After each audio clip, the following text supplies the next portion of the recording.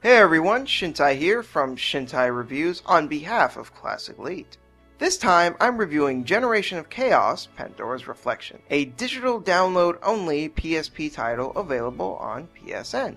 This is a real-time strategy RPG developed by Sting and published by NIS America. The first thing that stood out to me when I played this game were the visuals. This is a vibrant and colorful game. I want to give special attention to the art style of the characters. The game is accompanied by portraits of the characters, and they look stunning. The art style itself is great, and the characters are very well designed. I see some of these characters and I feel like I already have a good grasp of who they are just by seeing them, and I feel that this gives them good personification. My biggest gripe with the visuals, however, is just simply how nothing is shown during the story segment. All the cutscenes are just floating heads and speech bubbles, or narration. This makes certain scenes that would normally be more dynamic less interesting, because the game misses a very simple but crucial aspect of storytelling. Show, don't tell. And this game is nothing but tell. Still, other than that, I think the visuals themselves are great, and I really don't have anything else negative to say about them.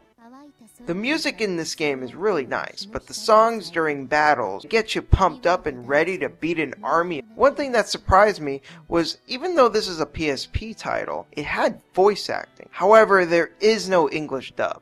Personally, I didn't mind. The Japanese voices sounded fine to me. Well, obviously I don't speak Japanese, so I can't really vouch for the quality of said voice work. But whatever, I feel it gets the job done.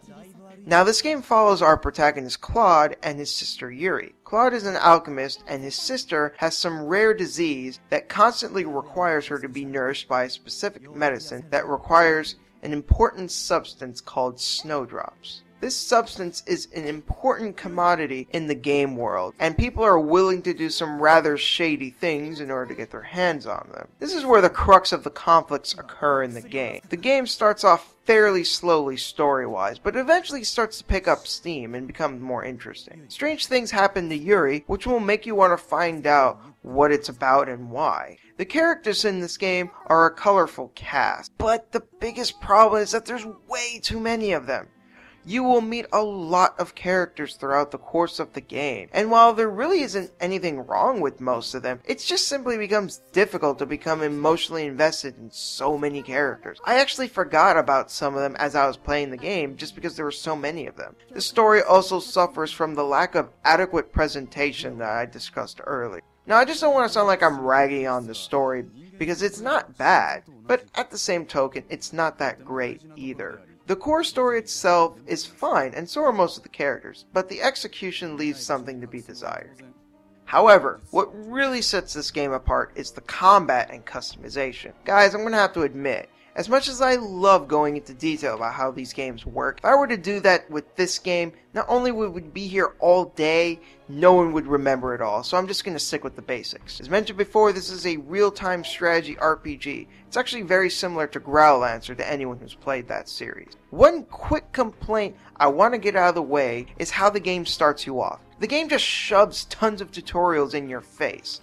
Now, I'm fine with tutorials for the most part, but this was way too much. I recommend just skipping them and just trying to figure it out for yourself. And luckily that isn't too tough. Once the game stops trying to shove tutorials down your throat, however, that's when the ball starts rolling. You really start to have some fun with it. You can command up to 5 units at a time during battle. Tell them where to go. They can either take out enemy artillery, their strategy points, their base, or so they can engage in combat. Right before you fight an enemy, you can choose your weapon, and each weapon has different properties. Some may do more damage, but may not be as good against the weapon your opponent is using. Some weapons create different sized attack circles. After you hit an enemy, an attack circle will appear. Any character that you have that is within that circle will be able to keep hitting the enemy. When you hit an enemy, you will also get summon shards. When you get enough of these, you can use a summon, which can either heal your party, attack enemies, or stun them. However, you can't abuse them,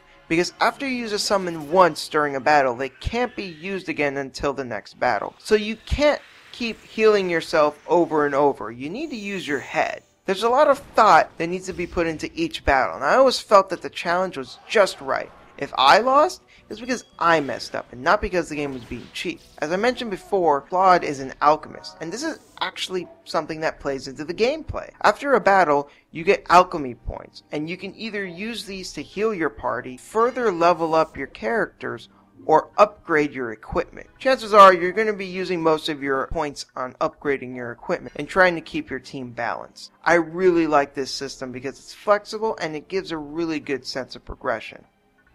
Generation of Chaos Pandora's Reflection is a very solid title. It looks good, sounds good, admittedly does suffer a bit story-wise, but more than makes up for its deep and fun gameplay.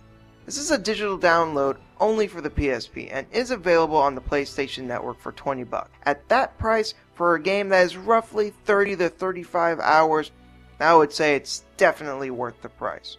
Also keep in mind when you download this that it's 354 megabytes, so just make sure you have enough space on your memory stick. Anyways, this has been Shintai, folks. Take it easy.